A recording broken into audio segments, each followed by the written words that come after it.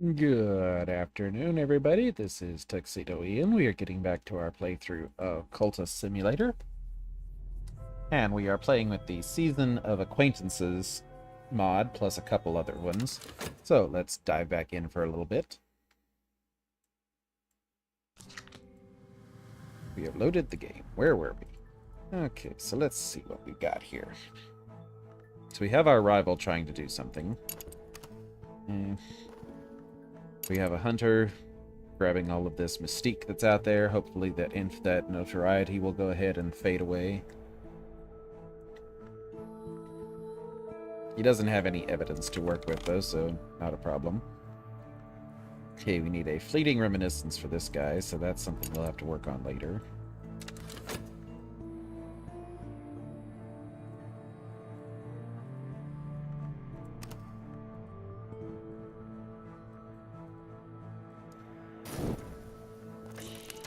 He only smiles and places a heavy hand on my shoulder before moving to the next grave.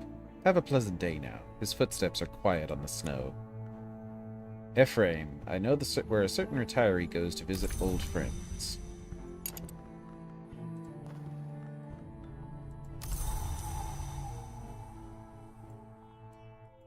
Okay, so the notoriety will expire before he can grab it. So let's go back to Moreland's and buy us some more books. Meanwhile, we will use our health to start working.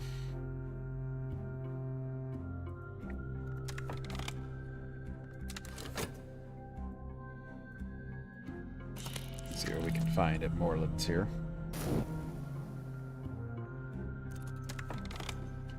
Vincent's Minglings. The metallurgist and skysmith Everett Vincent speaks of the sacred alloys, the alloys eternal, the alloys sufficient, the alloys intendant.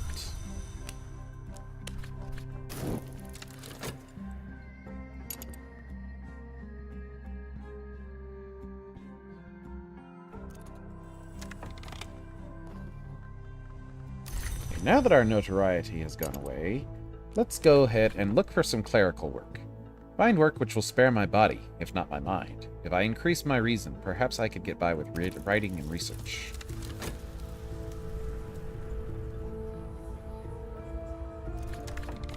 Glover and Glover have offered me a junior position. I start at 8 sharp tomorrow morning. So let's try and do some writing here first before we set off to Glover and Glover.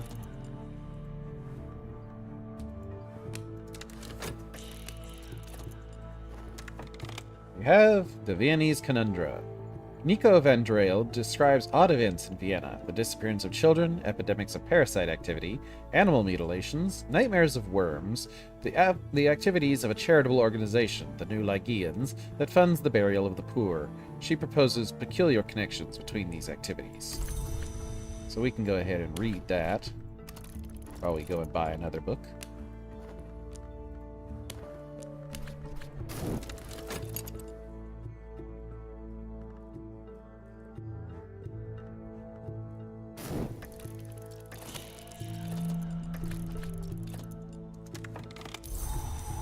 So there's a fleeting reminiscence we can use to recruit that guy. Above standard work. My work is better than most. Got an occult scrap and some funds and a little bit of notoriety. Oh well. He can make some evidence. We'll be fine.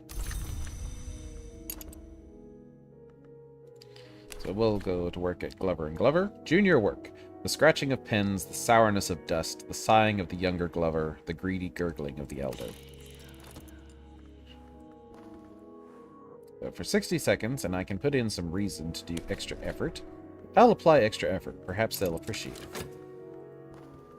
So now we can go back to the church. Actually, instead of that, we just need the card. And he is at the church. The graveyard bird is there again, visiting the same 2 gravestones. Welcome back, the old man jokes. Fancy seeing you here again. Am I to guess you were visiting someone as well? The bouquet of white roses rests in his hands. So we can use our fleeting reminiscence. The old man chews his lip a little when I reply, No, No, I wouldn't want to be forgotten either. I'd say it's one of my greatest fears, he muses. Legacy is what it is. I'd like to leave something behind.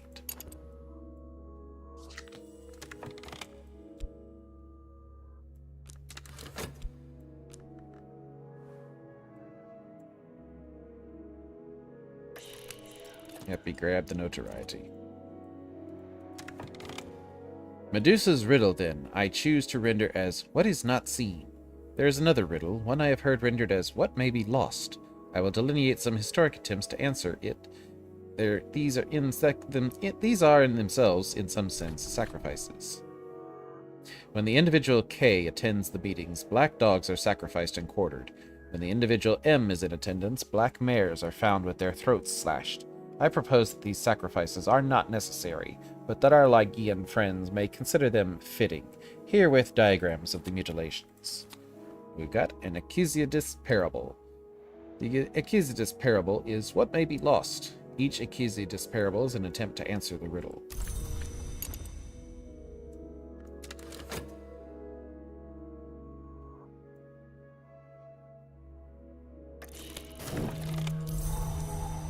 There's another fleeting reminiscence for us.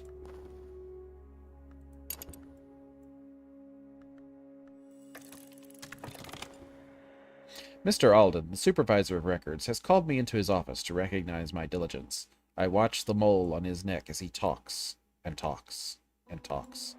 But at the end of it, I have a promotion. My new position is better paid, and the desk stands by the street window. But I work directly for Mr. Alden now, and Mr. Alden is known to be exacting. So I'll get 2 funds for every 60 seconds that I work. I am better paid than I was, but Mr. Alden has taken an interest in me. Mr. Alden is very particular. Mr. Alden likes things done just so. And Mr. Alden has never believed that I am qualified for this position. So we have Ephraim, an acquaintance, a mousy, amiable old man who favors afternoons in the park, feeding the birds and chatting with the passing constabulary. The hands have lost the strength of youth, but Ephraim remembers what he was. So we can go, and we can also get, I think, she wanted a fleeting reminiscence as well. No, she wants lore. She wants 6 moth, which we do have now. We have a 6 moth lore. The same woman leaves the cathedral just behind me, quietly laughing at some new juicy piece of gossip that she just heard from her older companion. I join in, talking of pleasures and events just out of ordinary to catch her interest. We change our location to the benches in a park nearby. As we exchange parting pleasantries, the woman sneaks a note into our handshake. It reads, Carisham Review.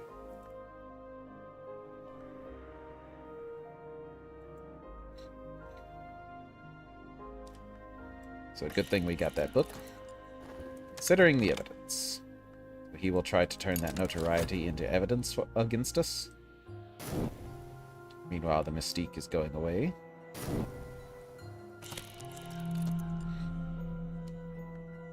And Edridge is up to something. I am safe for now. My adversary has not enough evidence to bring a case against me, and they found no new clues. Yep, he wasn't able to turn that into evidence against us for good. That's a good thing. I do not believe you have properly understood the importance of our work here. This task will require your full attention, so we add reason to make him happy. The work is complete when I have assessed the work as complete and not before. I trust we understand each other. This, so there is a thing that he will occasionally ask us to work overtime, but every time we do, there's a 2% chance that he will go away and leave us the position that he's in. So now we have Mademoiselle Bechet, who can offer us commissions if we talk to her. She's seeking pieces for the notorious Carisham Review. So she wants information on Grail, which we don't have Grail lore yet, so that will have to wait. But while she's doing that, we can go and buy some more books.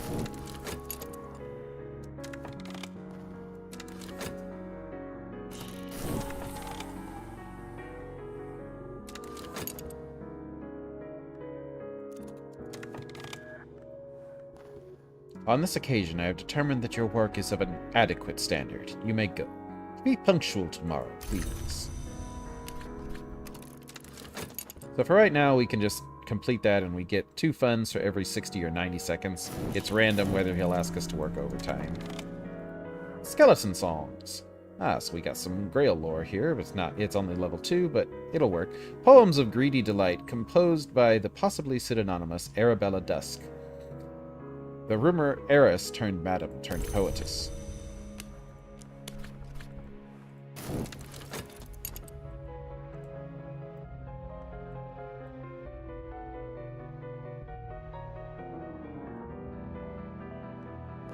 So let's see, we can go ahead and read Benzant's Minglings. Everett describes the voices and powers of mortals and immortals based on their composition by analogy to the sounds and strengths of bells, based on the metals of their casting. On what is contained by silver, a bestiary by Pomander, in Greek. Well, something we can't read just yet, but we'll get there soon enough. We'll find some way to read Greek sooner or later.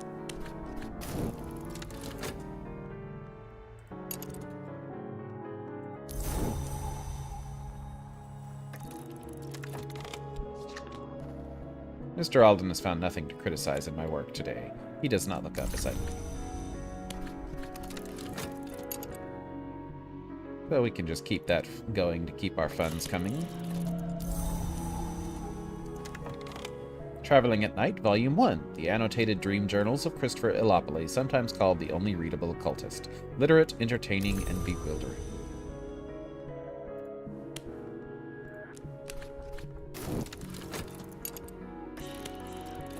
Hope he grabbed that other notoriety. Or that notoriety that hadn't faded yet. The infamy is luckily about to fade. Vincent warns that mingling of metals of too great a nobility can produce the alloys incestuous. He suggests very cautiously that the means used by the sovereigns of the leashed flame to produce their heirs may have analogous issues, for though the crime of the sky might be circumvented, yet the law remaineth the law, in spirit as in letter. A watchman's secret and a smithy's secret. So 2 more level 1 lores. And we'll read Traveling at Night. The wood lies outside the walls of the Mansus. As any student of histories knows, the Mansus has no walls.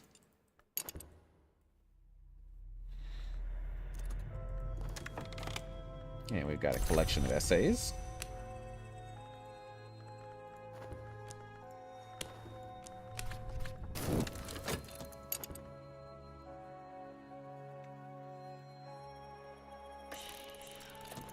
And overtime.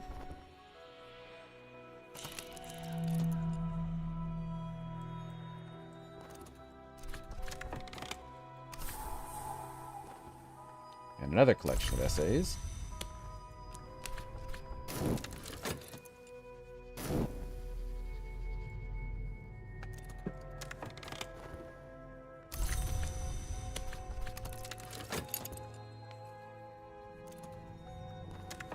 Illopoli describes how he came to make repeated visits to a dream wood via what he calls silver dreams. Trying to think your way to the wood, he explains, is like thinking your way to being in love. But I did find a secret which helped. A barber's warning. A power of the wood that enjoys the separation of the lock from the scalp. For attention, burn it. For opportunity, bury it. And then we have skeleton songs. In Arabella's introduction, she explains that the book was to be illustrated, but the Suppression Bureau would not permit it. She hints that the illustration still exists somewhere. The book is dedicated to Sir Parzival of the Red Cup.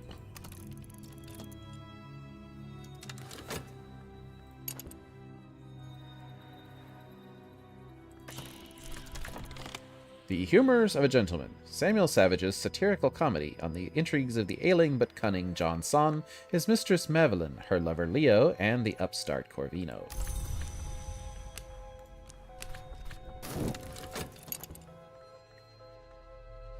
And we have a season of sickness coming.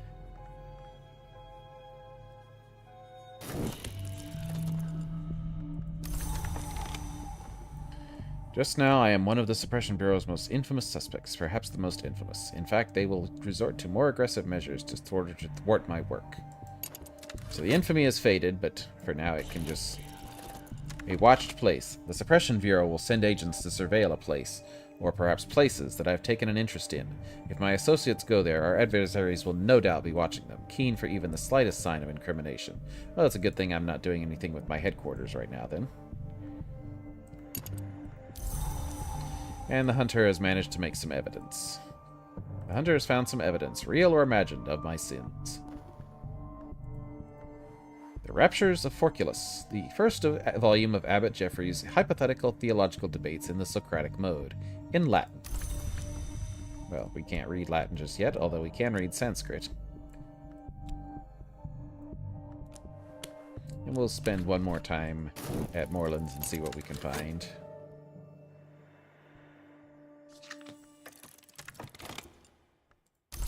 Nothing from Mr. Alden today.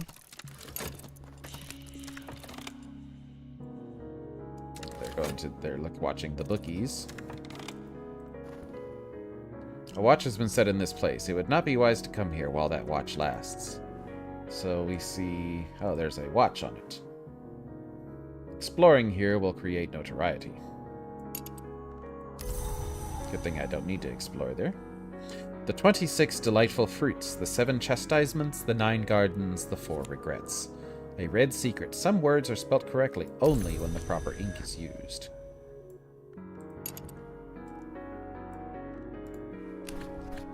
By the end of the first act, Mavelin has revealed a secret door in the walls of the house to Leo, and Corvino has taken to consuming worms.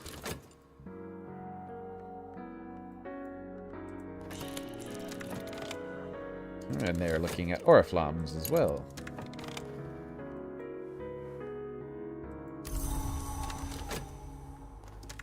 De Horis, Book 1, a reprint in the original Latin of a 4th century catalogue of the secret gods. Alright. Well, let's head off to the church and see what we can find. See if we can find someone else that can help us. Oh, they're looking at the odd... Oh, they're going all over the place, aren't they?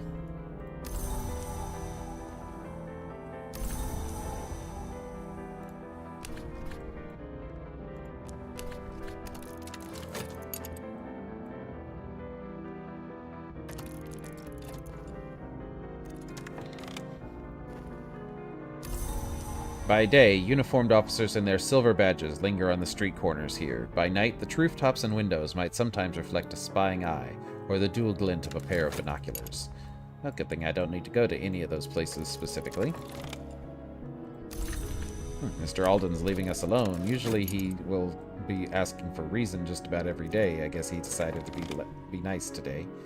Peru's Savage's Humors of a Gentleman. The play is scabrous and occasionally hilarious.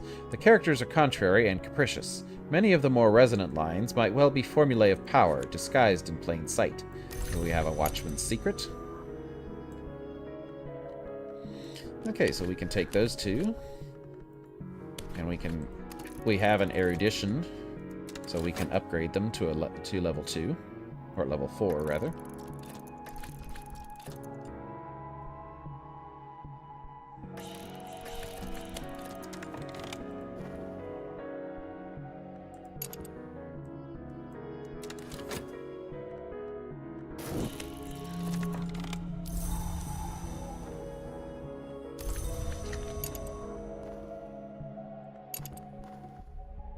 A woman in a burgundy cardigan is drying her eyes outside the confessional. Heavens, excuse me, she tries to hide her distress with a smile. I'm making a scene, aren't I? It's just, well, I wanted to feel sure that I'm doing the right thing, even though it's very painful. So we need contentment in order to help her. So we'll remember that for later.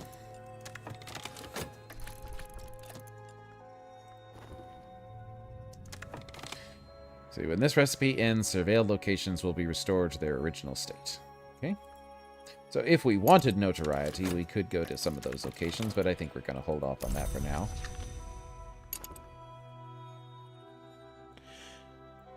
Because we need some money. Oh, there he is. Now he's bothering us.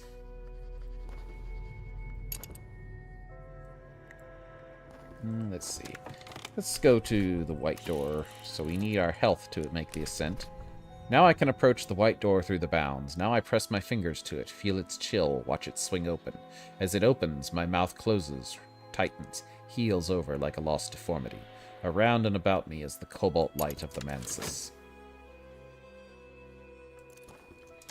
I'm terribly sorry. You probably have no idea what I'm talking about, she sniffs, wiping her eyes again.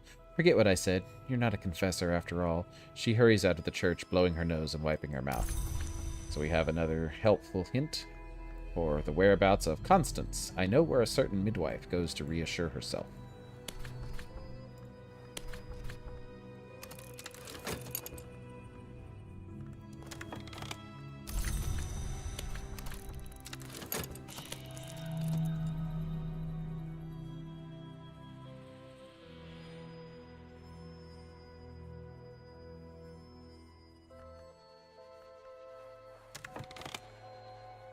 So let's see, we might as well... Let's go ahead and recruit Daisy here. To recruit a follower, I'll need a little of the power we revere. I might glean it from an influence, a tool, an ingredient, or just the lore of our tradition. Recruit an acquaintance by invoking Forge. This one is ready.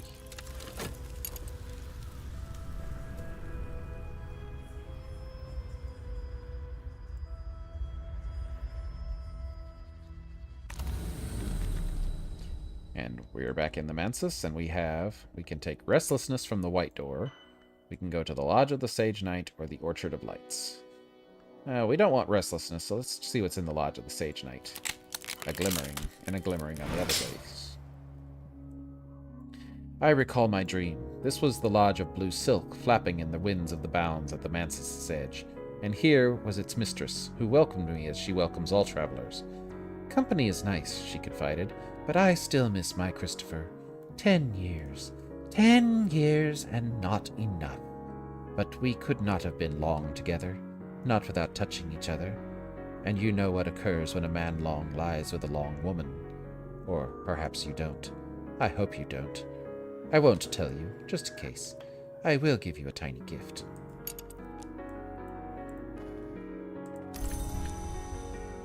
Okay, so let's actually check out the wood tonight. So we need some passion to find our way to enter the wood.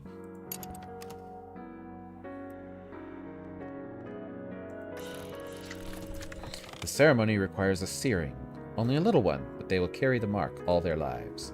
And Daisy is now a believer. There is a special joy, Daisy knows, in the budding of flower to fruit, and in presiding over that change. Prepared. As an experienced traveler, a seasoned provisioner, a reliable pair of hands. If they are part of the starting team, this follower will automatically add 1 fund to any expedition they are sent on. Amicable. Someone considered good company. Whenever she is used, there is a small chance she will produce contentment. And pacifist. This one will follow, but only so far. Harming, terrorizing, or killing innocents and adversaries can cause this follower to gain resentment. So let's see. We also have Beatrice. We can recruit her, or we could recruit Ephraim. So we'll recruit Ephraim. See what he can do for us. He looks like he's winter aspect.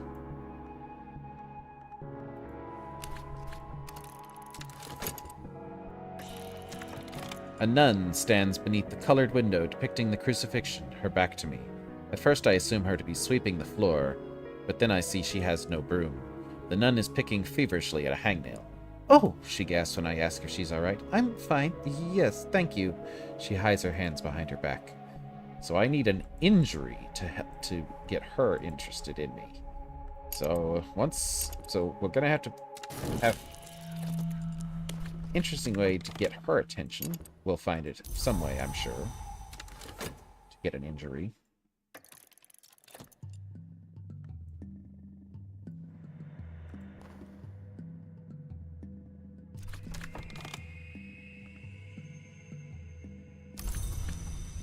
Ephraim is now a believer.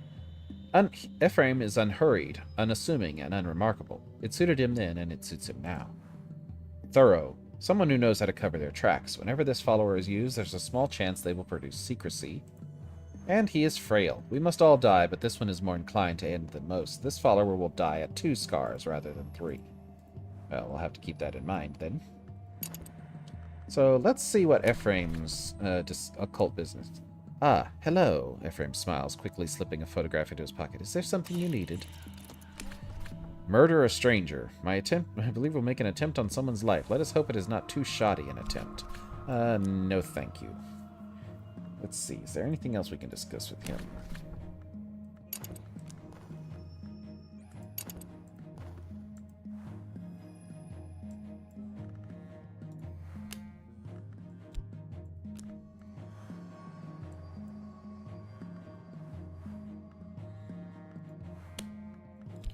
Nope, doesn't look like it.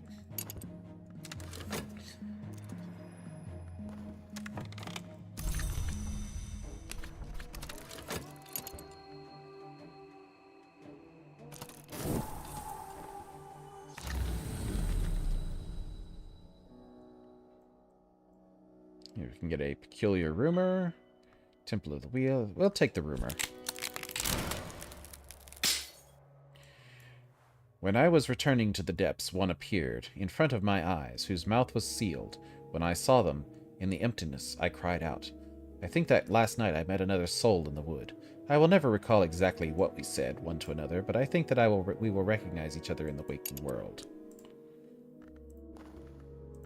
Uh-oh, what is our rival up to now? A scheme to murder a hunter is afoot. The rival intends to end a hunter. This may be to my advantage, but it may also draw attention. Well, good luck with that, Eldridge. She doesn't remain in the church for much longer. Quickly, almost in a panic, she turns on her heel and hurries for the rectory. Her finger is bleeding. Sister Josephine.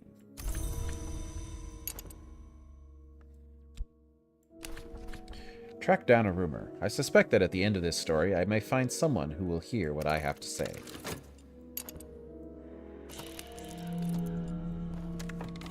Okay, so now it's going to grab my temptation, because Ephraim's busy. Edridge is busy. Hunger burns in my heart, hunger for the power the invisible arts might bring. The Forge of Days waits in my dreams. If I learn the Forge's lore and dream of this temptation, I can advance my purpose. The need gnaws at me. So, since our dream verb is not busy right now, I can dedicate myself to the Forge, using Smith's secrets. I will dedicate myself to the pursuit of power. Ephraim tuts thoughtfully and returns to his memorabilia.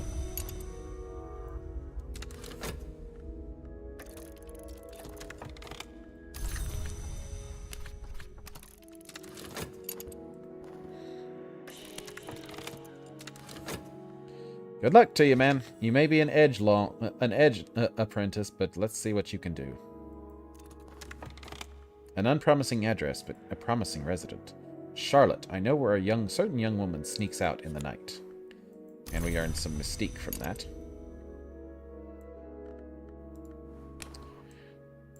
So we need Streets Strange by Moonlight for that. So let's get on that. See if we can find one.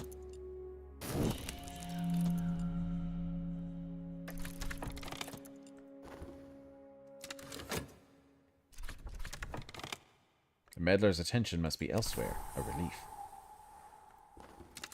Ah, and there's a Street Strange by Moonlight for us. So let's see what we can do with this. Tonight, Charlotte finds me. Her cigarette is lit this time, and she waves when she sees I recognize her. Hello again, she says rather innocuously. So, you didn't tell my brother after all? That was nice. And what about tonight?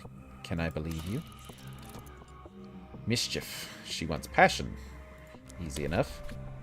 The woman giggles appreciatively. I've made you a liar, she laughs, clapping her hands. She passes me the cigarette. We'll be liars. Both. Both of us. So she's moth type. And there we have some dread. Didn't we have somebody who wanted dread at some point? I can't remember. I've whispered the words that the smith speaks to the iron, that the murderer speaks to their victims, that the fire speaks to its fuel. Only I know what I have done, but it has shaped my path now. I have advanced a step towards a terrible ascension. I have dedicated myself to power. I have dedicated myself to the acquisition of immortal power at any cost. Upgrade this card further to make a power victory possible. I must be a true initiate of the Mansus. I'll need to work with Forge aspect to invoke the Forge of Days and begin the change. There's marks of shaping. I may seek immortality and power in the hour called the Forge of Days. Her touch brings particular appetites and marks. So we are at the second mark now.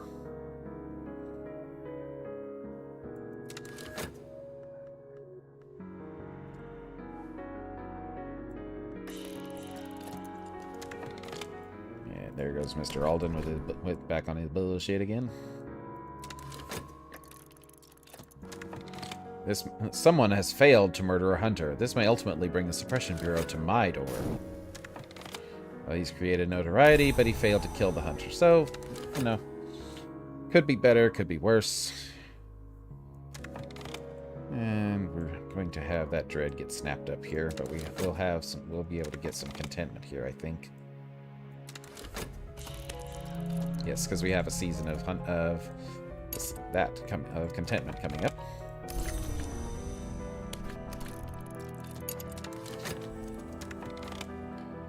So we now have Charlotte, an acquaintance, a fitful, mendacious young lady with a pronounced nervous streak.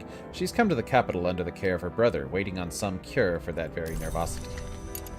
So we can go ahead and induct her into the cult and have a second moth person. This one is ready. And this one wanted contentment. She's at the church. The same woman from the confessional is present at today's mass. I make an effort to bump into her after the proceedings are finished, and she recognizes me with no small smattering of embarrassment. "Ah, you again," she says. "I was in quite a state last we spoke. You'll have to forgive me for that. I was unwell, I suppose." So we'll wait for this to finish. And hopefully it doesn't get snapped up by this.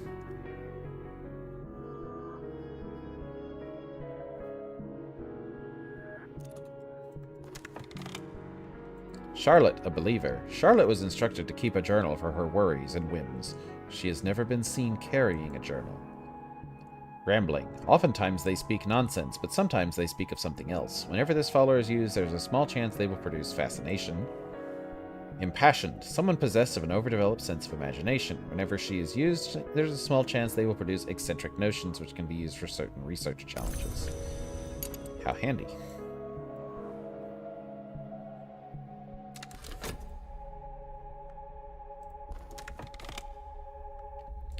And given that she is a moth type, let's see what her... Charlotte pulls out a stray hair while talking to me. "What is it?" she mutters. "Did Klaus tell you to speak with me?"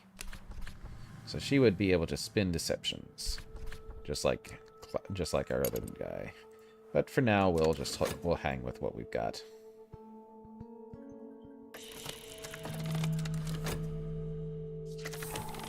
Okay, so the despair grabbed our contentment. So we'll have to go for this another time.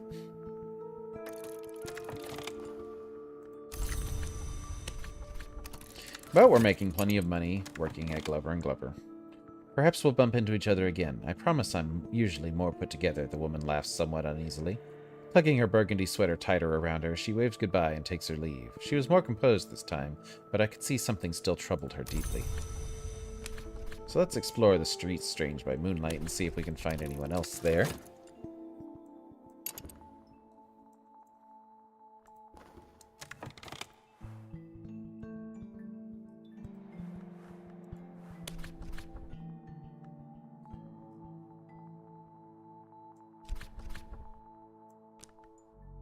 Yeah, she's only Moth 2 right now. We need to find more Forge lore so we can start getting people up to Disciple. But we need money for that, and our Explorer needs to be free. So let's see what we can find at the streets strange by moonlight. Nothing? Charlotte tilts her head at me for a few seconds.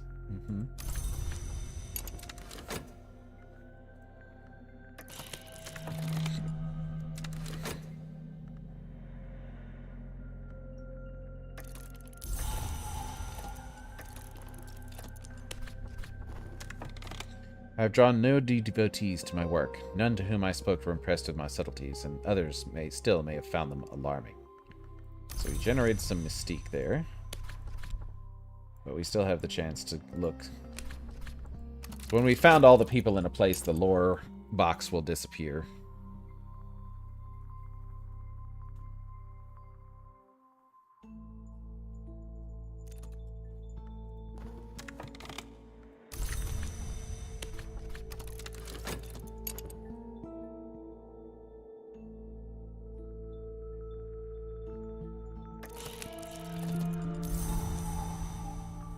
Just another minute and the surveillance will wear off.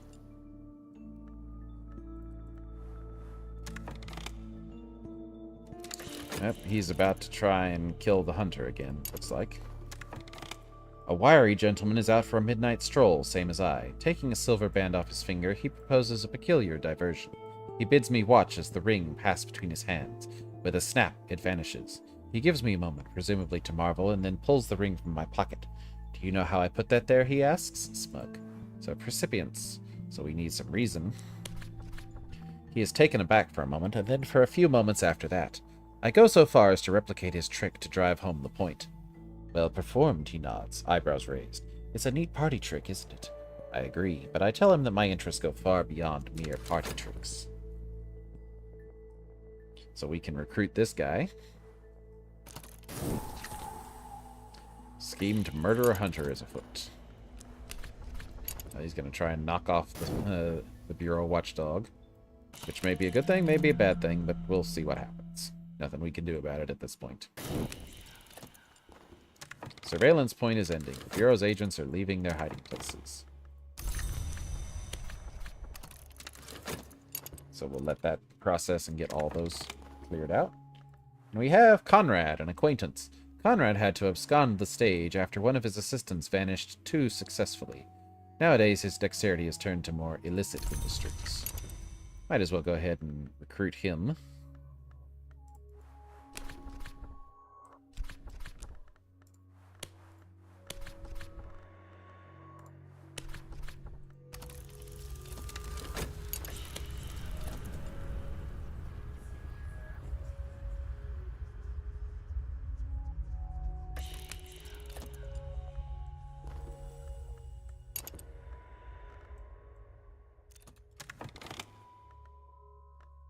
Conrad, a believer. Ideally, a magician has 2 dexterous hands and 2 sharp eyes. Conrad has volunteered all of these, and more. Enterprising. It is one thing to seek opportunity, it is another to make it. Whenever this follows you, there's a small chance they will produce funds. Thorough. Someone who knows how to cover their tracks. He may produce secrecy. So funds and secrecy. How nice. Handy.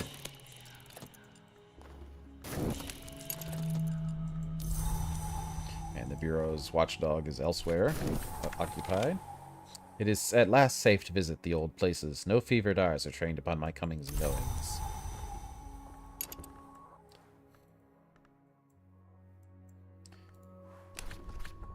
So let's go back to the church and see if there's anybody new we can find there.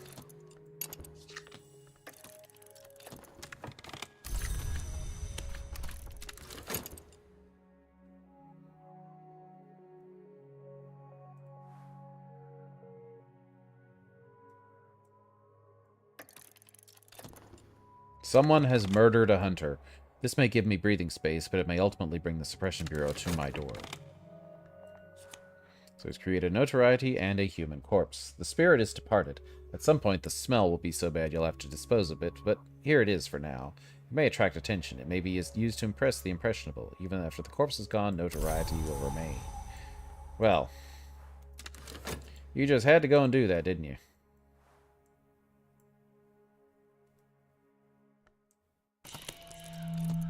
Ah, there's some contentment for us. So as soon as this finishes, we should be able to use... So we can plug that in here to hold it for now. The hours pass without even the slightest sign of another worthwhile mind. If I am looking for disciples, perhaps I ought to look elsewhere. You have encountered all patrons and followers at this location. So we're done with the church finding people. So now we can go back to the church and get this lady. The woman smiles appreciatively when I offer her what scraps of assurance I can. That's sweet, she says. I know it might not be much to you, but thank you for saying that.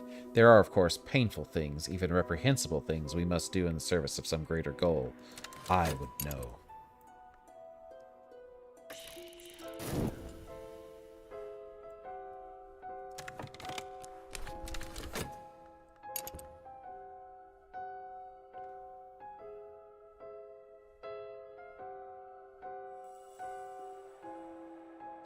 Corpse has turned into more notoriety.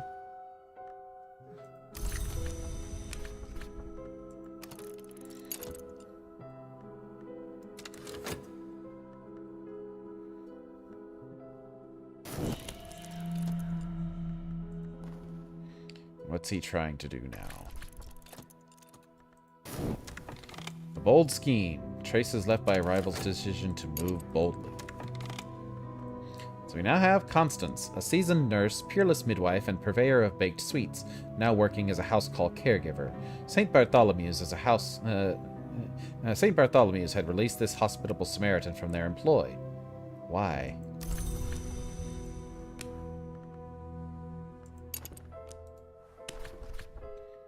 So we can attend a public lecture and see if we can find here. This place teems with scholars, philosophers, writers, and theorists, a few of whom might be interested in more autre sciences. If I speak cleverly of such things, I could entice those few to my side. So let's see, what does... she teaches Greek. We do need to learn Greek, so but we don't have any way to... We don't have anything we can pay her for yet. I'll need to pay in Spintriae. I don't have any Spintriae just yet.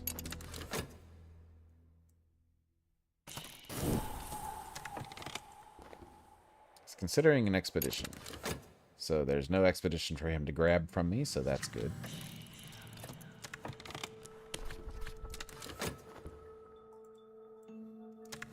But since we're here, we might as well go ahead and recruit Constance to join us.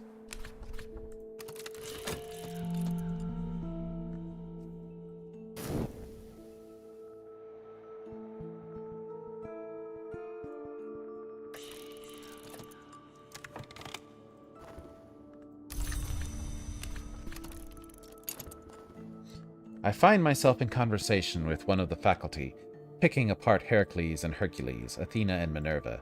It's fascinating how we as a people have never been satisfied with one interpretation of myth or history. Who keeps track of all the changes? What have we missed? His eyes glint conspiratorially. So he wants something of secret histories, at least level 2. We have that. I see we are of the same mind, he whispers, when it comes to who exactly dictates what history is. The professor adjusts his tie and smiles. Constance's fee borders on charity, and she never fails to give sweets to her younger patients. Her appetite seems to be for the work, the suturing, the nursing, the nourishing, rather than the wage. Amicable, someone with considered good company, she may produce contentment, and she is a pacifist. Harming, terrorizing, or killing innocents and adversaries can cause this follower to gain resentment. So let's recruit this. So we have this guy we're trying to recruit.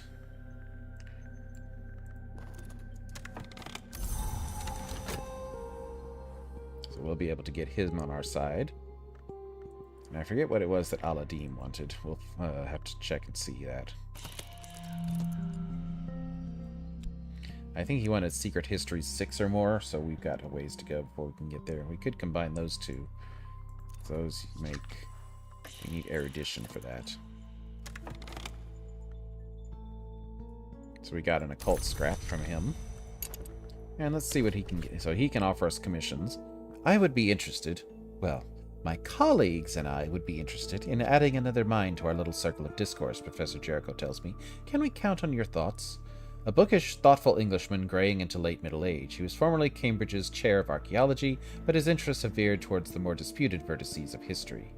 So he can teach me Latin. Very nice. So I just need to get a Spintriae, and he can teach me how to read Latin, which will help me because I have 2 Latin books here. Professor brightens when he hears me agree.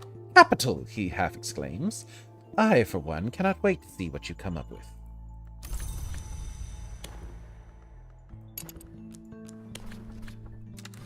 So luckily, that's a small commission. So we'll be able to do that in between our work for Mr. Alden. So to do these, we have to use a lore piece, which this one needs 2. Professor Jericho will pay for information of interest. This time he'd like some notes on the corporeal mysteries of the Forge. Well, we just need a level 2 lore, and then we add a reason card to write a brief treatise on the Forge principle. So this will only take us 35 seconds, and then we can go back to working for Mr. Alden. Someone is meddling.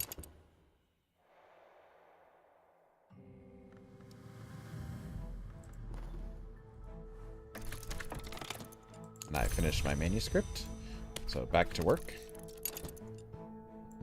And then we talk to him with the completed manuscript. I hand William the final draft for the treatise. He does not say anything, but his eyes scroll assiduously over the text. He nods slowly.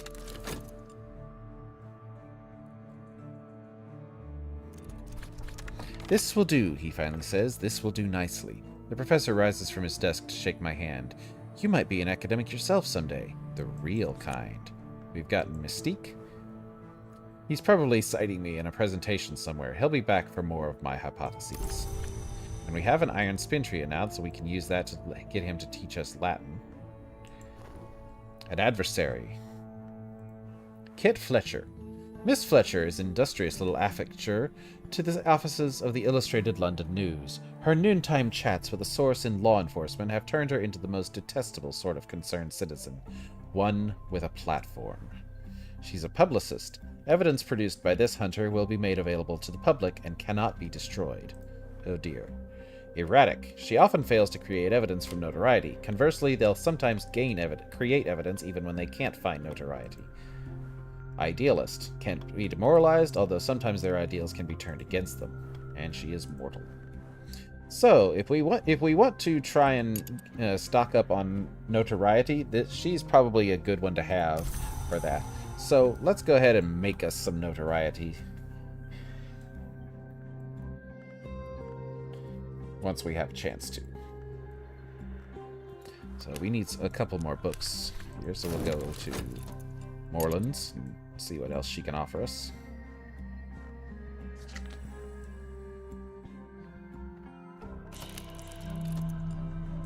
Oh, and we're about to be sick, so we'll use our health to make a vitality to save our funds for later. The War of the Roads, 1450 to 1580, Censored Edition.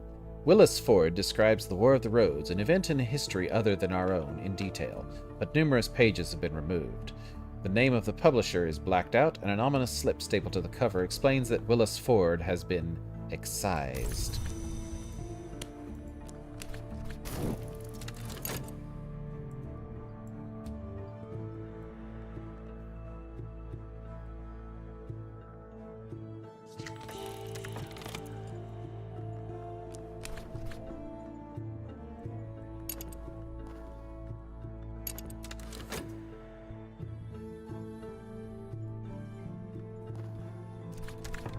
Kerner and Goethe. Oh, we have a way to learn Greek.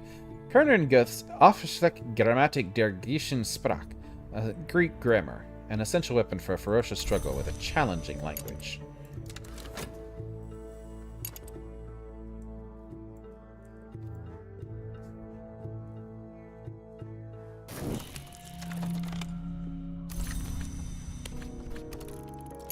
Okay, so there's our affliction. Luckily, we have plenty of help to deal with that. There's our vitality for that. So now we can read this and gain our Greek lesson, so that we'll be able to read on what is contained by silver.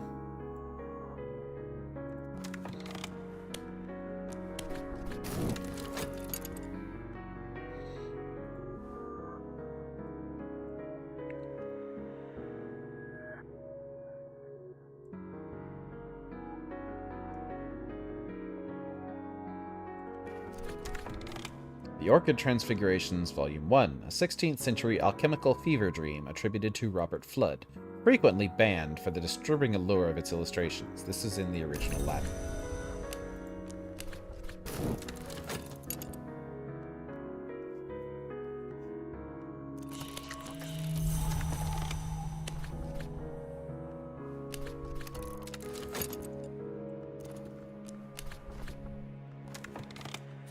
I have a determined and distinctive tongue, but I have the measure of it.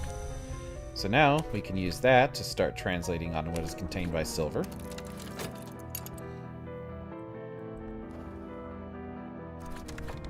We found Orchid Transfigurations, Volume 2, 16th Century Alchemical Fever Dream, attributed to Robert Flood, frequently banned for the disturbing nature of its illustrations. This is in the original Latin.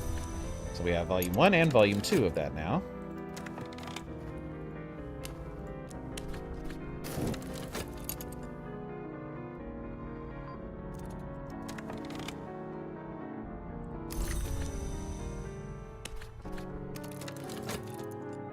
So since he's been having us work overtime, he's probably a couple times his retirement ticker is starting to go up. So we'll have to keep an eye on that and see whether he's going to retire or not. Gospel of Nicodemus, an apocryphal account of the works and experiences of the shepherd illuminate by one of his supposed companions.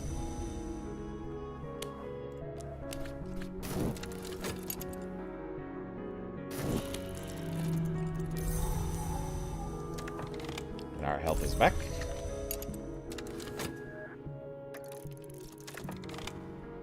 I've prepared the text for study.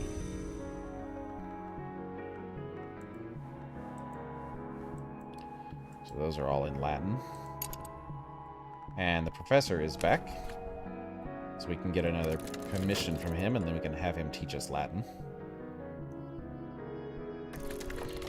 Substantial lantern. Need a lantern of at least level 4. We have that. But we can also have him teach us how to read Latin. This will be sufficient. I'll listen carefully.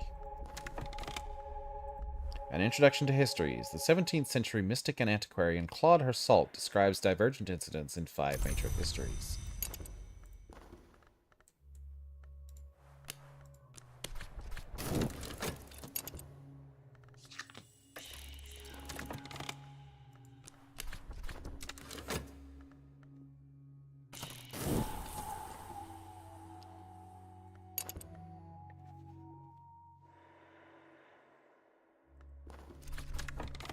And of course there we get a Latin grammar textbook even while we're learning Latin. So what we can do with that, since we're already learning Latin, we can send this to the auction house and get our money back.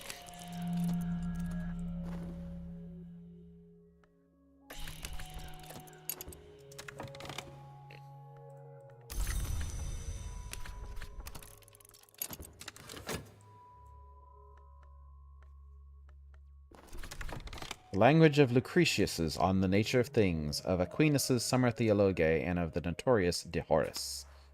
Scholar Latin, a dead language, dead as diamonds. But now we can read these books we've been hoarding.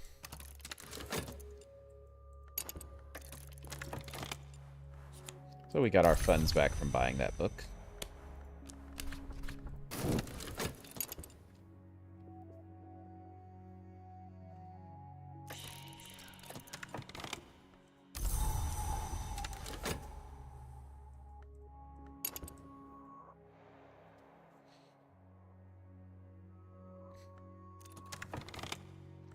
The 6 letters on necessity. Warnings and confessions about the cost of the invisible arts, addressed to a student by the 17th century magus and reputed immortal Julian Costley.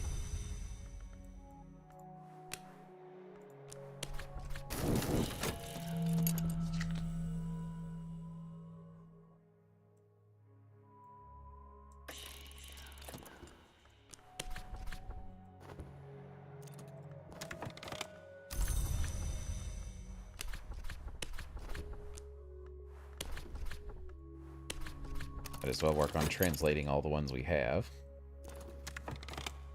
The Burning of the Unburnt God, compiled by Hosti Tasmain from oral traditions in rural Persia. And we'll buy one more, which will keep us going for a little while here.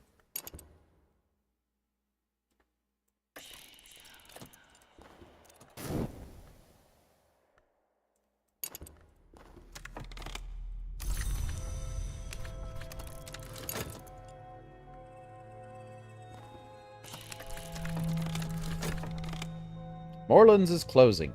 I'm moving on, Miss Moreland informs you. My stock is largely exhausted, and the Suppression Bureau are taking an interest. So it's goodbye. The last book is nonsense, but I've tucked some interesting papers into the back as thanks for your custom. So we got a lore on words that walk. Something, something, deep mysteries, something. A dreadful souffle of half-digested rumor about the secret worlds and the irrelevance of contemporary mortality, including a catalogue of unlikely and probably invented debaucheries. If I bought this from a shop, it probably means there's nothing left of interest in the shop. This used to be the address of Moreland's the book dealer, but I'll have to look elsewhere for knowledge now. It's a locus, suitable for a ritual, place of study. A rite performed in this place will be changed to include additional incantation. And it's a location. Everything must be somewhere, and this is here. So now what we can do, we can take Moreland's shop, and we can move our organization to this place.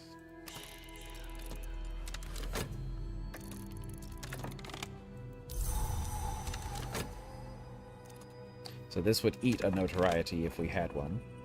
I am safe for now. My adversary has not enough evidence to bring a case against me, and they found no new clues. So we're moving to the bookshop. Setting up in the back.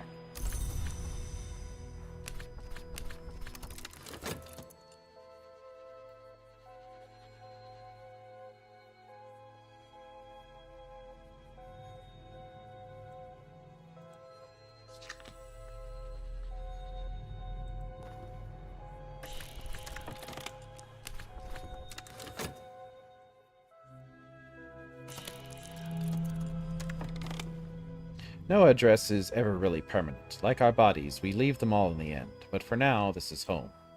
Abandoned meeting place. We used this place once. I can do so again for a ritual, but not much more.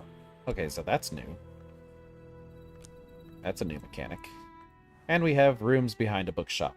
The lesser elements of Miss Moreland's stock yet remain. Over time, strangers drift in books to sell, and sometimes we indulge them. Headquarters for conversation and convocation. And it is a library, a collection of minor volumes, partial copies, and ephemera that may help with research.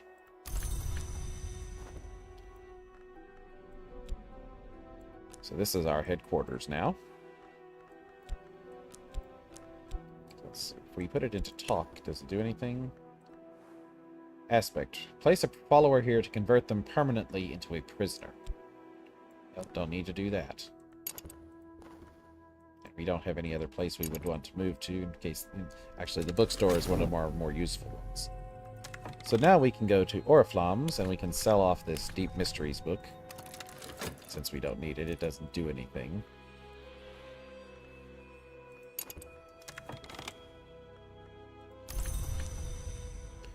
And there's our last book we've...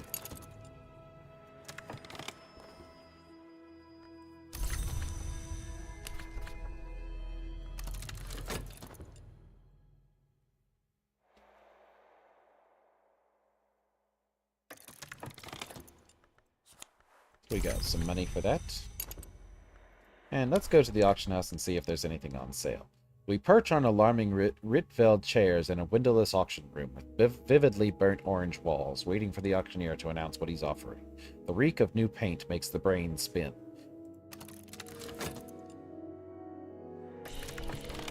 We're bidding on a Sanskrit reader. Well, we already have that, so we don't need that. We'll leave it alone.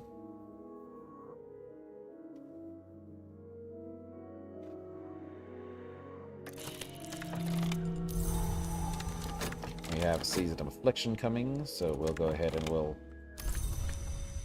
get a Vitality.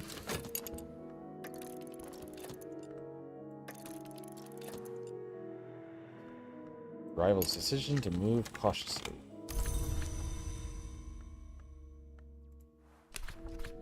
See if we can find anybody else here at the college.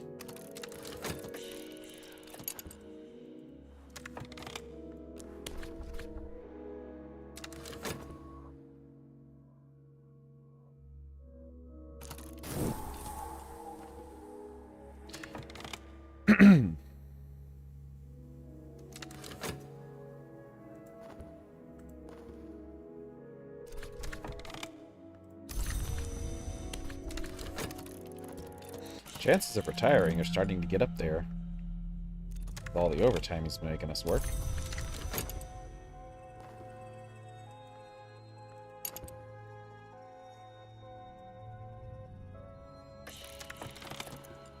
A young man has been caught on my words, a German or an Austrian. I've read a little about pioneering psychoanalysis. Your theories, well, they seem related, he says. Tell me, have you ever considered the applications of light stimuli and hypnotic suggestion in dealing with latent neuroses? So we just need reason for that. A response. Visionary! How utterly visionary, the young man nods, smiling. His eyes are bright behind his glasses. I would love to hear more of your ideas.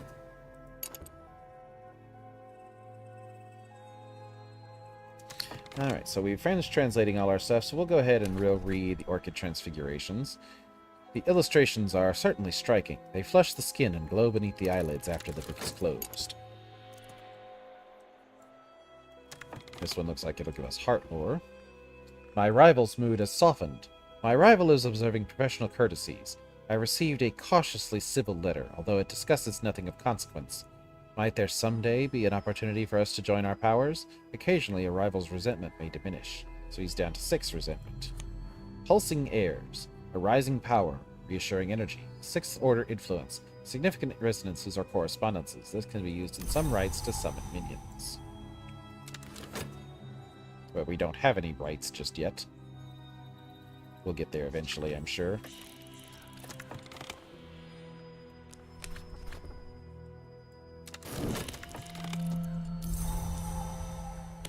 We'll go ahead and cure our sickness.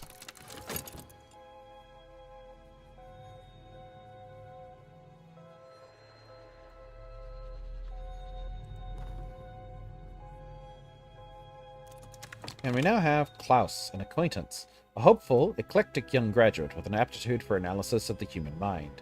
He's come to the capital with his sister in search of new ideas to aid her treatment. Oh, this must be Charlotte's brother. We'll go ahead and induct him then.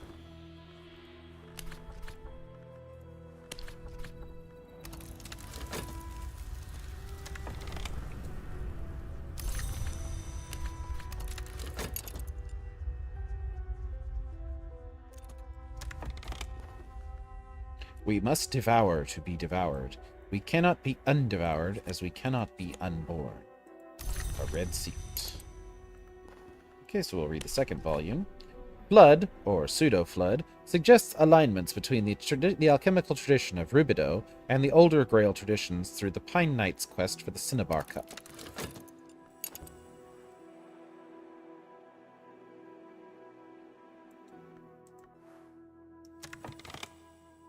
The toes tap. All is brisk and all is well. Second order influence, apparent to the perceptive, initially instantly recognizable to an adept. Nothing we can do with it yet. Alright, the college is back doing another lecture, so let's see if we can find anybody else there. Klaus, a believer. No matter the subject of a conversation, Klaus always has his pen and his notebook ready, and always comes away with notes.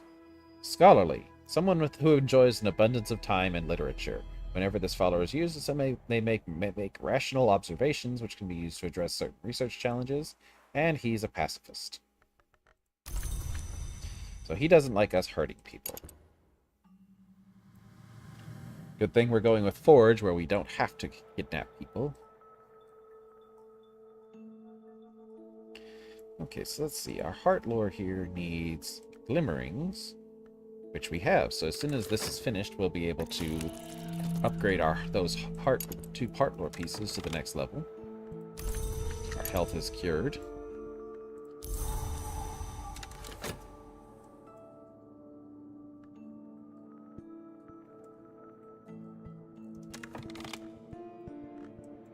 So that is a substantial commission. I think we'll have time as long as we do this just as soon as this ends. Oh. Okay, so we have 58 seconds there. So we need at least level 4 lantern lore, which we have, and a reason. This may be useful for a commission. Okay, 50 seconds. So just to have just enough time to finish that up and then go back to work for Mr. Glover. For the Glovers. Seek the cup in the birthing bed, the Pine Knight is told. The white midwife at the birthing bed, to his amazement, is the Mountain Mother. In a fit of awe, he both gelds and flays himself. The vigilant storm bursts joyfully from the remains. A Megalesian incantation, the Great Mother remembers. So that's another piece. So we can upgrade our... We can upgrade that. Actually, yeah, let's do that. Because that way we can get more... Or we can upgrade Heart, or we can upgrade the Grail. We have the Glimmering. Let's do the Heart lore first. These are lessons the Anatomist, the Dancer, and the Shaman all learn.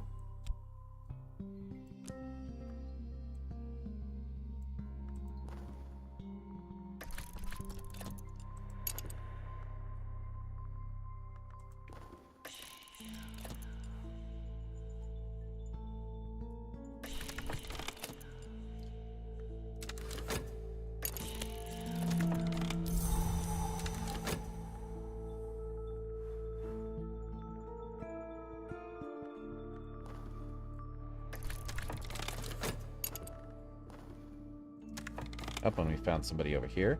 An older woman sits in the college library, turning leisurely through a bibliography. A white cat is draped lazily across her shoulders. I've heard what you've been saying to the others, she says as I sit across from her. Would you know of any reading on that sort of thing? You make it sound terribly interesting. So we just need a book. That is certainly a catching title. I'll be on the lookout for a copy of my own, then. The woman softly laughs. The white cat slinks down from the woman's shoulders and noses at my hand. And Gideon seems keen on it, too.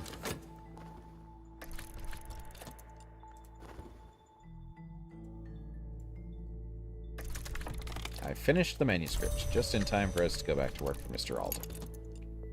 And then we can give the manuscript to the professor.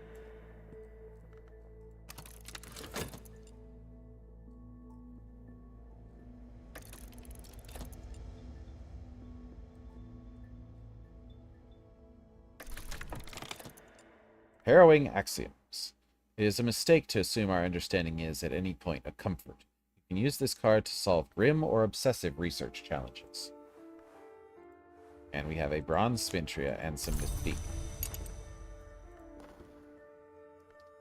So I've got 2 pieces of the Waking Heart now, level 6 Heart lore, and we need another Glimmering to do the next thing for Grail, so we'll start reading through our collection here. In this past, a score or more of longs were made. They brokered peace with the Forge of Days, long enough to set England on a path of early conquest and eventual destruction. The Forge itself devoured the greatest among them.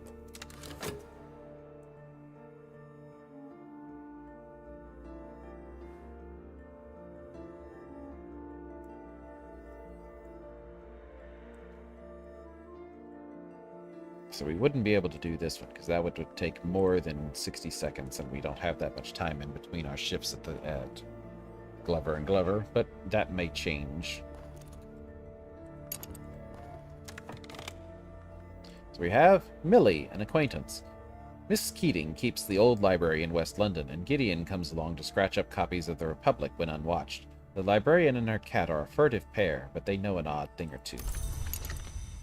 So looks like she's Heart element. So while that's recharging, we'll go to the bookies. So we have to pay an entry fee,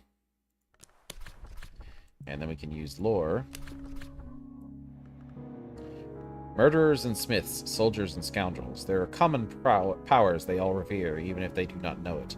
I might tease out some of those powers tonight, and in so doing attract new devotees.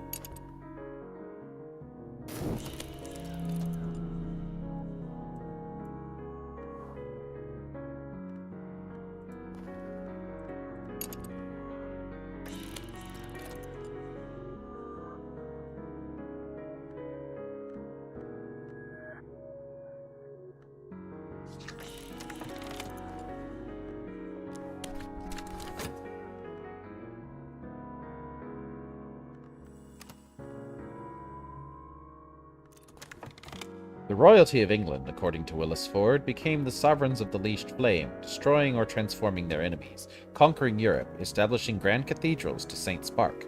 The alliance with the Forge begins to take its toll. The last few chapters are missing entirely. A furtive truth. Gospel of Nicodemus. Inventori Lucius soli invicto nuntio, reads the dedication, loosely translatable as, I am the herald of the sun unconquerable, light's contriver. This is a variation on the more usual Invicto Augusto, the declaration which united the Eastern and Western traditions of the Church Solar.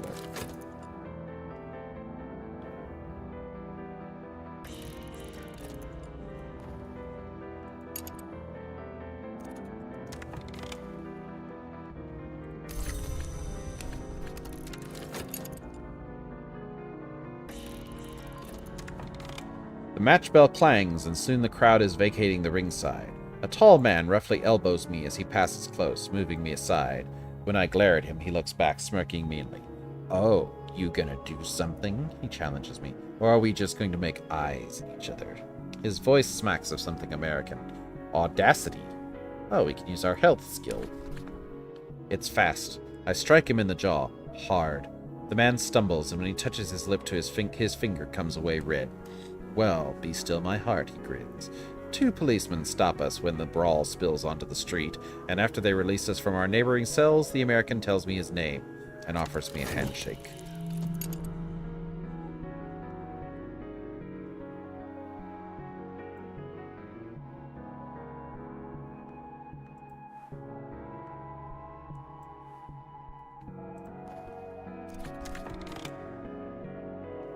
The Shepherd Illuminate, the Virgin Born, warns of the Sun's division, but promises its ultimate reunification in the Second Dawn through the ministry of Saint Uzult.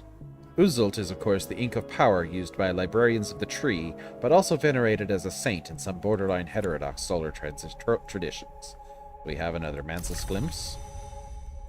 Next book. God, what is contained by silver? A dire bestiary of the horrors to be found in mirrors. This is a recent issue of a 3rd century text by Pomander.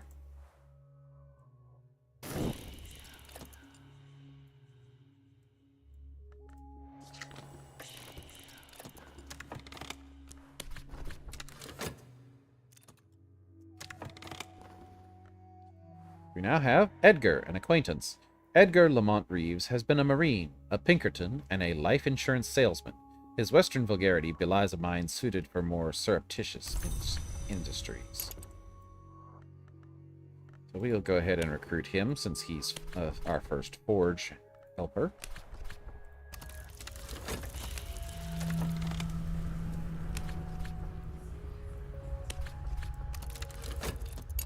And we'll go back to the college and see if there's anybody new there to meet. A bold scheme. He's planning to move boldly.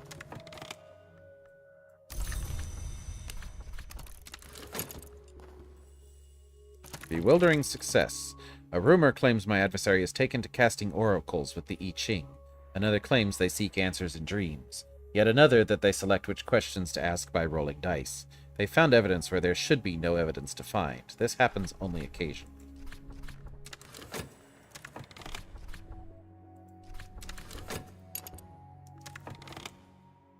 The virgins and maidens of the mirror favor orchids. The behindlings favor the rhododendron. Cut flowers of either nature should not be placed before polished bronze. An appendix contains a rite which might be used to summon some of these entities, although the details of its use are not made clear. A Mansus glimpse, and a rite of the watchman's sorrow. This rite recalls the loss of the watchman, who walks the house which has no walls. Light goes before him, and shadow behind. He must not see you. The instrument of power is used to summon him to take his sacrifice, precious knowledge from the root of your thoughts. The assistant must speak the words that anchor your sanity, so choose someone you trust. So that's telling us that if we use this, we would have to sacrifice a lore piece in order to do so. But it's our first rite. Hersalt's Introduction to Histories. The prologue warns at length of the iniquities of one Julian Costley, a former colleague who Hersalt now describes darkly as a worm of worms. It seems Costley advised Hersalt early in the writing of the book, but Hersalt later became suspicious. Edgar, a believer. Edgar is selfish in the way that best begets efficiency, and cruel in only the most precise measures. A bully. There is a dark joy to be found in gloating. When you promote this follower, they will inflict resentment on another random follower. Enterprising. He may produce funds. Defiant. One never knows how loyalty is ended. This follower starts with 1 resentment. So basically, if they ever reach 3 resentment, they can leave us and try and become a rival on their own. But for now, not much we can do about that.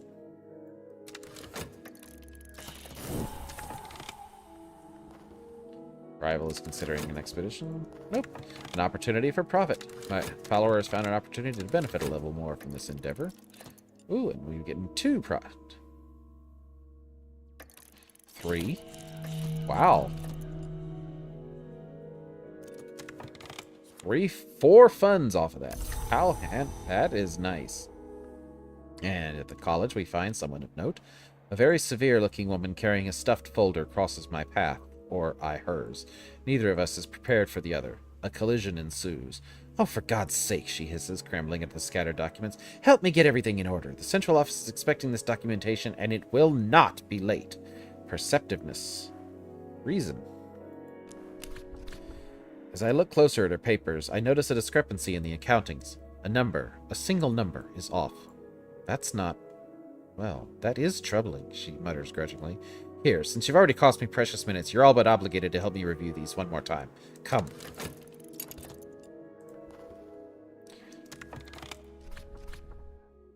The first necessary elements of a case against me are in play. I am not in danger of a trial, but I must be careful not to give the hunter more clues to follow.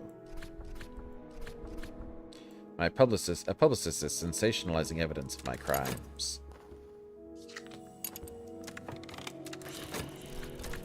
I am sort of famous now. This does not bode well for my work. Published. Even if I destroyed every print copy of my adversary's work, the public consciousness will ensure the information lives for much longer. Cannot be destroyed. Well, that's inconvenient.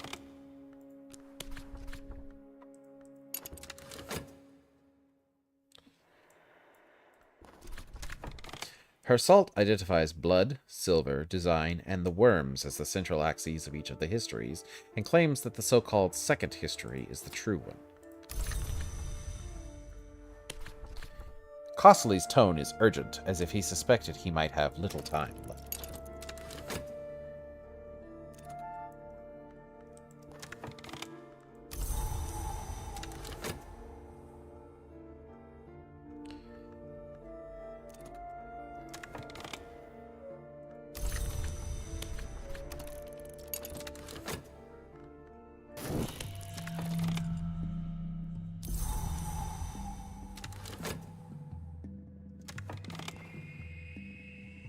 We have Marjorie, an acquaintance. The terse, flinty secretary at Capitol Courthouse, Miss Hawks is a stickler in every sense of the word. She prefers pen and ink over typist tools.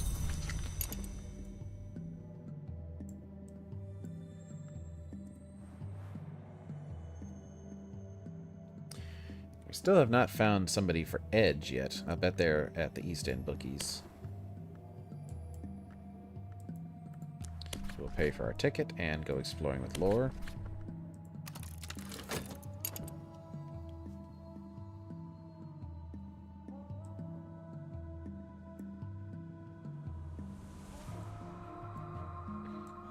Not sure where that fascination came from, but should be okay. Even the sun can be divided, though it require the Forge of Days for its division. Smith's secret and some erudition. So let's see, with the erudition, we can use that to get another... get our lantern lore upgraded.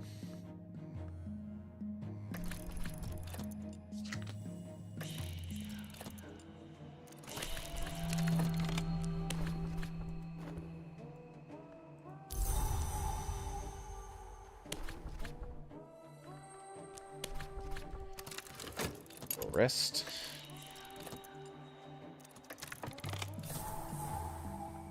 A cadre of black-suited enforcers, Turks and Egyptians mostly, has taken up at the far corner of the venue. No one is standing too close to the men, or the woman sitting comfortably amongst them. Her eyes move about the place with the ease of someone who needn't fear meeting anyone's gaze. Reputation. Ooh, so we need infamy to get her attention. Alexandra Beek, the self-styled Iron Mother, is a newer name in the capital underworld, but no one says it lightly. Her story is written with imported muscle, punctual hit jobs, and alleged defiance dalliances with the Forge. No score is made in the city without her approval. She can teach Aramaic. Interesting. And she's a patron. Well, next time we get some infamy, we'll have to remember to go and get her attention.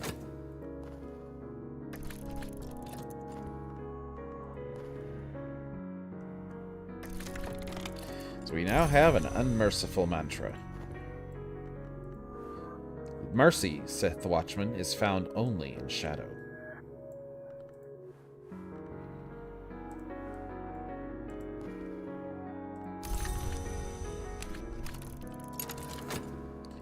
Come on, just retire, you old goat.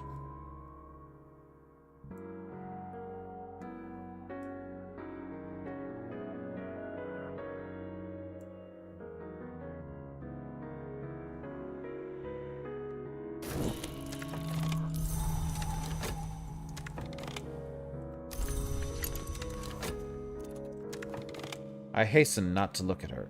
The woman's eyes pass like a bored searchlight over the room, over the crowd, over the fighters. When the match bell rings, she whispers something into an associate's ear, and the lot of them go from the venue. Even the drunks part to let them pass.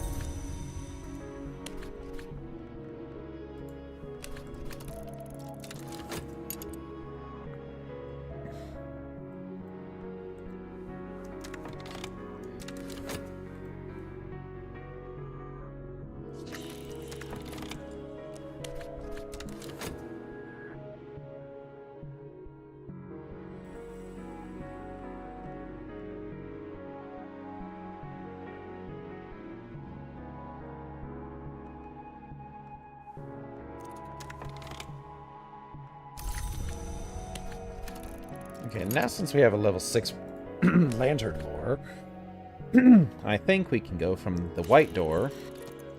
So we can add... Oh, we need... Yeah, we need more than lore. We need our ascent... Oh, we need our dedication. The ascent is slow. Winds from nowhere pluck at me. My skin is stained with light. The wood shivers with motion far below.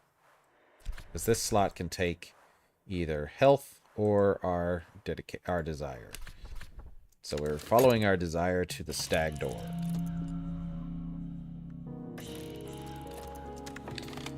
On the college yard, a large man, American by his accent, approaches me enthusiastically, pamphlets in hand. Friend, I ask that you afford me a moment from your day. There's a great inequity that must be brought to the fore of mankind's concern. Allow me to explain. So, Brio? He talks fiercely on politics, on the rifts between men, national, economic, racial. As I listen, I find myself matching his fervor and his volume. Passerby glance at our exchange. Absolutely! The American thumps his foot, shaking my hand vigorously. Absolutely, yes! You seem to reckon the same way I do.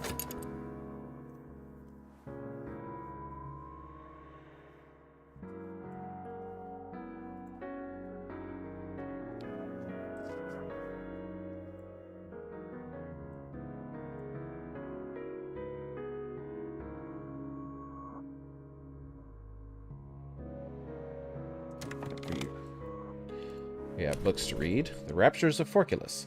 If Janus were an hour, Forculus might be counted among his names, but that door remains closed, and so Forculus is not. The Stag Door, a ridged barrier of blood-streaked horn, huge enough for a ship to pass. It was broken long ago, and even now the scars are not quite healed. In a declivity beside the door rests a vast and wounded golden head. Its mouth would be large enough to swallow me, were its jaw not shattered. It is the name, Gerby. It begins to intone its riddle.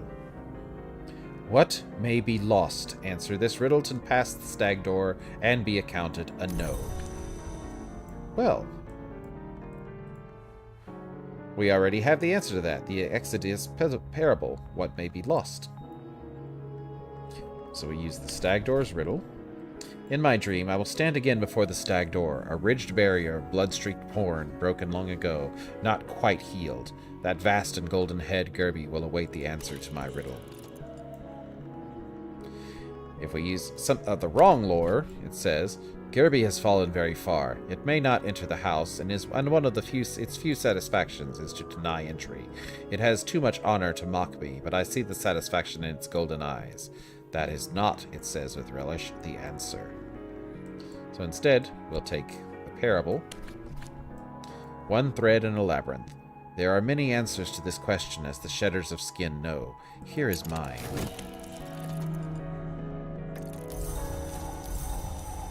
And we are now to be counted among the know.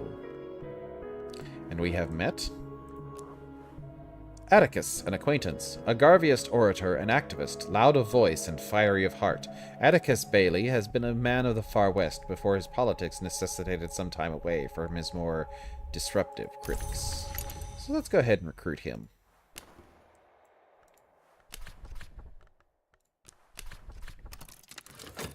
This one is ready. Oop, we almost missed the overtime trigger.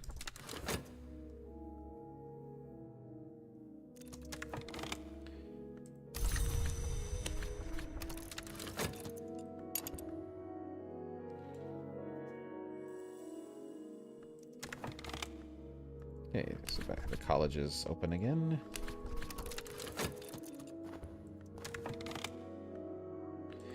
Atticus, a believer. Atticus has learned that it is one thing to change minds, it is another to change hearts.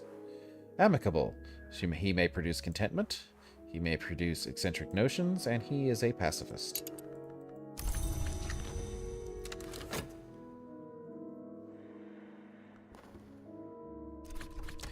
Geoffrey describes the signs that mark doors, which might permit or forbid access to certain thoughts and dreams, speculating, carefully, on which of the sanctioned hours might teach or govern each sign. An Igavine rite. Every door in the mansis requires its sacrifice before it will open. The Igavine rites prescribe the manner of the sacrifice.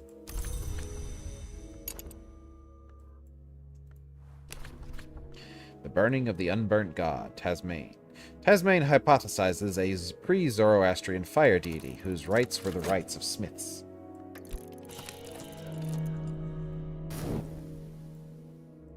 Oh, what are you about now? We need to generate some notoriety so she can fail, otherwise we're going to be in trouble here. But I'm not sure how to do that.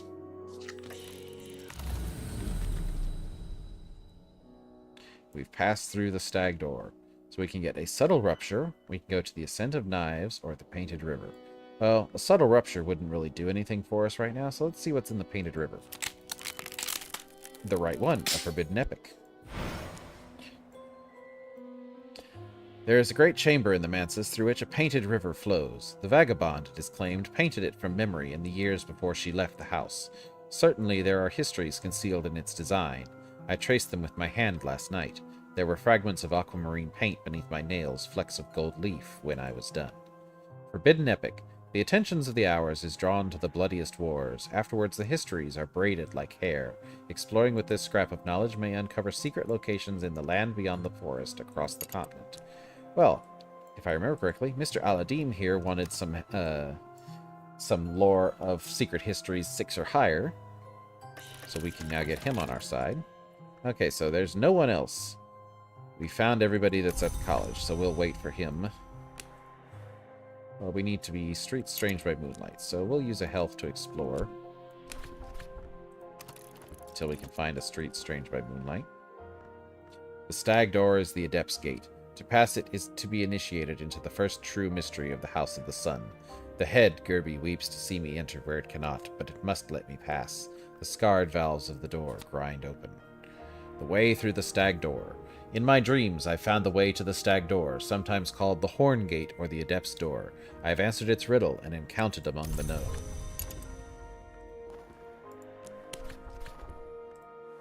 Case of mistaken identity. This isn't who you hoped for, after all. There is no one in particular importance, and eventually they'll pass from your memory. Perhaps there's no one else available that you care to meet.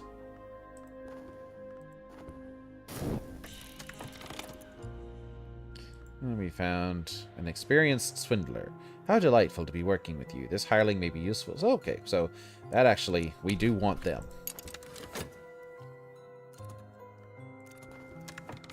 Tasmane ultimately concludes, with apparent reluctance, that the deity was a goddess. He suggests that its gender may have been the cause of suppression. Its rites described are often eerie, sometimes grisly. The rite of the crucible soul. This rite uses an instrument of power to set the blood afire. Fire is the lesion in the skin of the world. The assistant rarely survives unharmed. An ardent horizon. When we watch a fire, what are we watching for? When we find it, these are the words it will speak.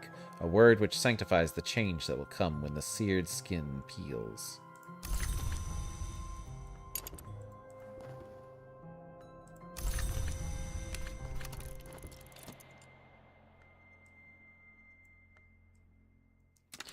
Okay, so once we hire this person, we'll be able to get some notoriety on the board to help us out. I'm safe for now.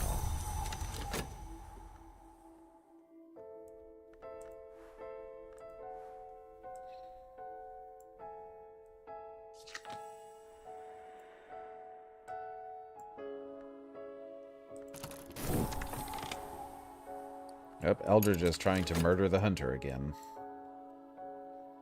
Well, whether he succeeds or fails, he's going to generate notoriety, so... Okay, so we have an experienced swindler on our side now. I could give this hireling a task, or target, or negotiate to extend the period of their service. So we can spin some deceptions.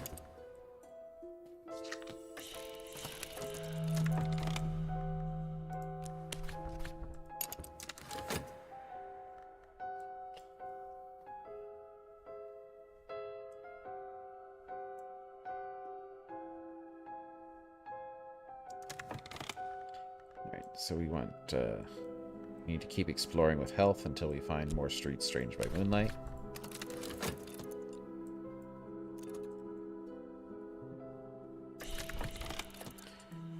Professional muscle. I'll break them in half. Not really worth it.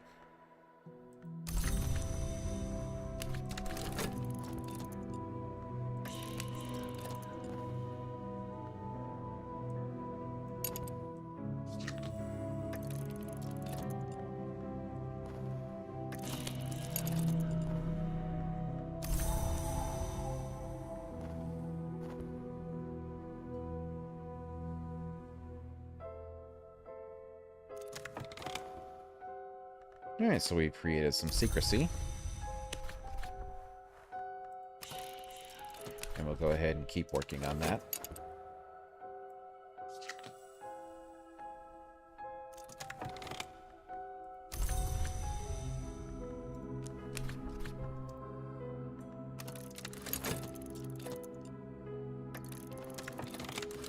Someone has failed to murder a hunter, so he's created some notoriety. So that will actually help us out a bit.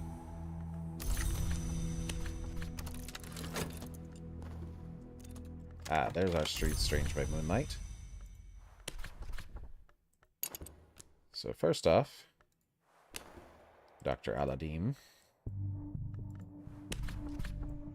We meet again and we talk even longer. This time we talk about the lands of old, the stories hidden deep in legend. So he wants 8 or higher, so luckily that forbidden epic works. I speak of my own theories and ambitions. As the sky warms, the gentleman stands up and remarks, I could use someone like you, someone with a bright mind. I would very much like to pick your mind of a few more complex topics. And we have one last book to read, De Horace Book 1. This volume deals mostly with the hours of the wood, the moth, the black flax, the ring yew, among others.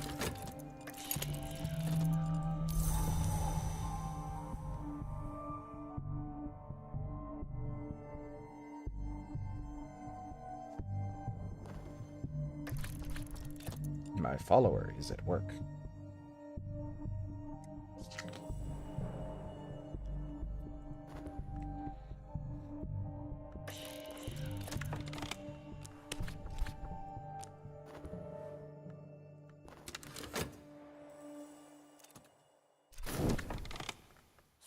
More secrecy, so that's 2. So we now have Dr. Ibn Aladdin. called the Alapine, has an interest in overlooked history. He could use your assistance. We can get a commission from him.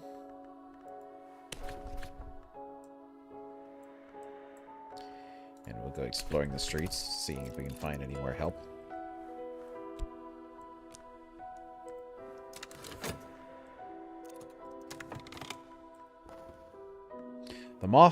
The glory is a question, and the moth always answers yes.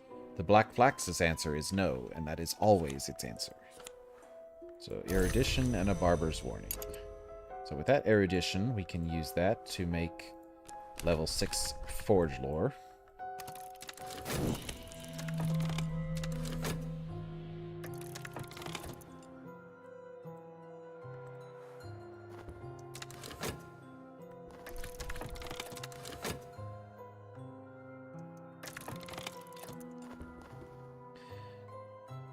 This time, the good doctor needs help with something very specific.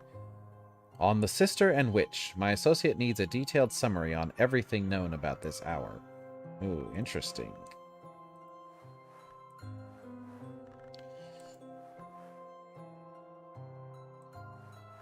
Eight heart. 6 also needs heart.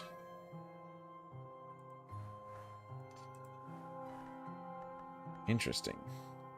Heart, moth, and grail. That's going to be a thing. And that is from one of the... that's from one of the expansions that adds in those very specific... I think Zardus is the one who created that one. So we'll send our Swindler out again.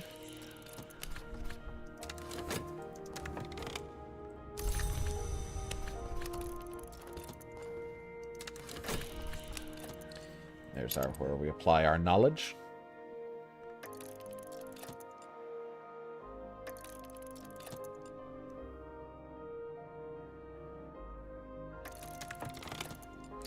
We now have a shaping chant. The proper words must be employed when the change comes.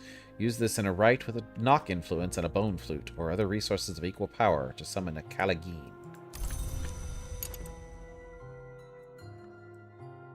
Oh, we're out of things to study right now.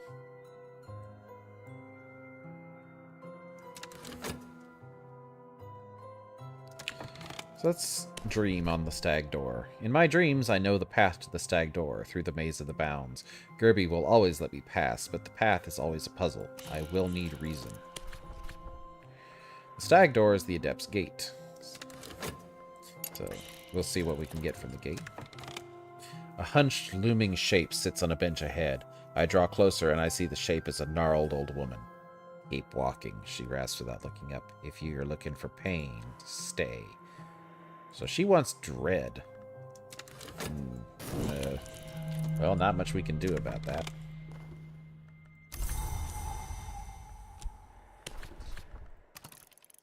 But that might actually be helpful to us. Looking for a cautious scheme.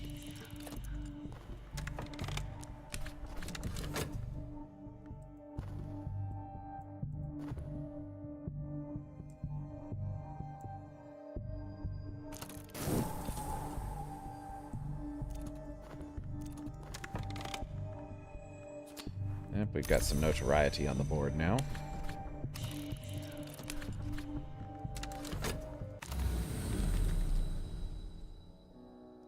So, a trembling heat, or, well, we got some lore from the Painted River. Let's see what's there this time. An erudition lesson learned. Well, not necessarily anything that'll help us, but won't hurt us either.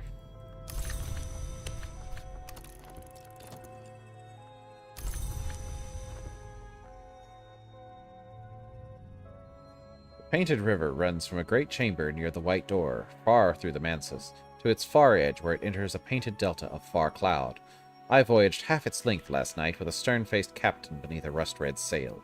As the clouds rose before us, the sailors raised a yearning shanty and close-hauled the sails to best use the painted wind. And all the while the captain and I discoursed on the secrets of the House of the Sun.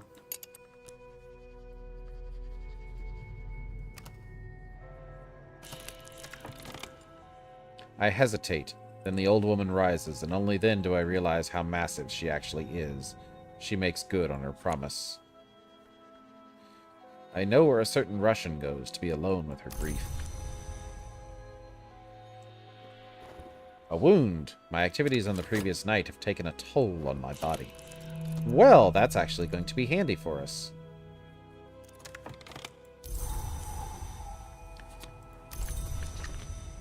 So we have an affliction. We'll use our vitality to cure that. We will study with another health to get another vitality. But then we will also go, because we had the sister that wanted an injury from us. The selfsame nun, the one that I had seen picking at her finger, is again in the chapel, sweeping this time. She glances at me when I enter the church, and her manner becomes a degree more frantic. Perhaps she is embarrassed. I could have words with her about what had transpired last time we spoke. Her eyes grew bright when she sees the place my flesh is torn. I cannot show her for long, others might see, and when I pull my sleeve back down, she very nearly pulls it back up herself. I apologize. I accept the apology, but also tell her the greatest apology is to be found in devotion. So yet one more knock worker to our cause. And we need some dread.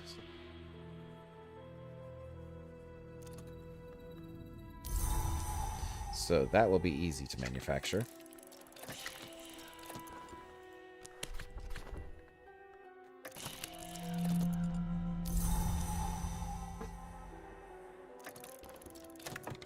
He's making a bold scheme. So we have Sister Josephine, an acquaintance, a nervous, conscience-stricken young lady enlisted with one of the local convents. Josephine, the sisters say, is a model servant of Christ.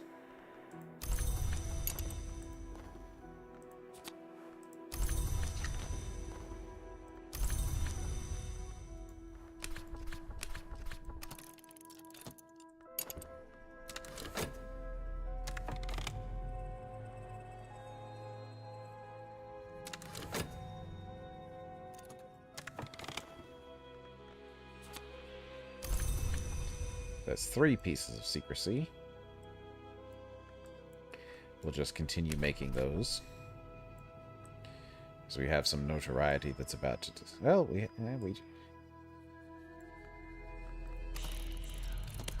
maybe we'll get some infamy if we fail hard enough.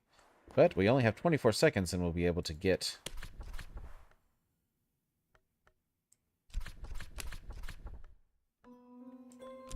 Yeah, so we're about to do this here.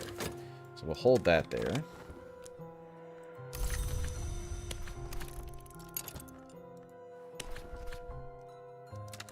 And wait for this last notoriety to devolve.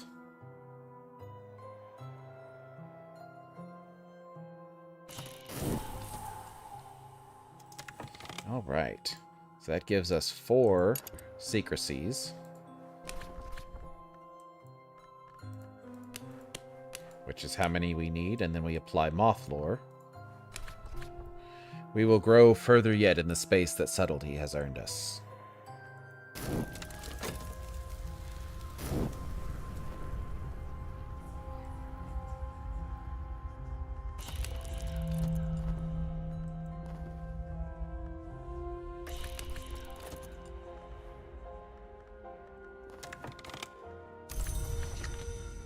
So now that she has notoriety, she will probably fail rather than be able to consult her frickin' I Ching again.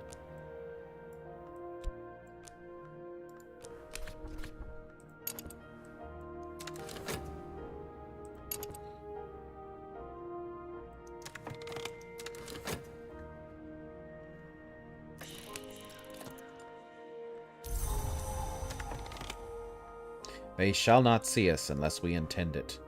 Cult discretion, shadows.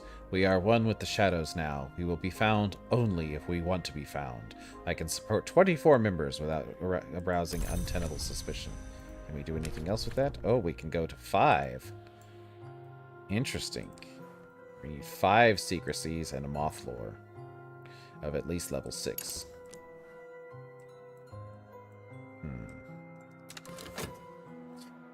Well.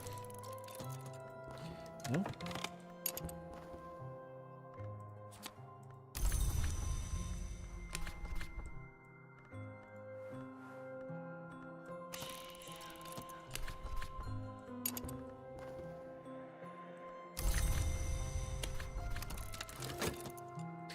Well, and it's getting on. We've been doing this about 2 hours now, so I think we're going to go ahead and call it a stream at this point. So we've made some pretty good progress. We've gotten a lot more people helping us. We've got a lot more lore fragments. We've gone through a whole bunch of books, and we've managed to make quite a few new friends. So we're going to go ahead and call it a day at this point, and I will see you on the next stream.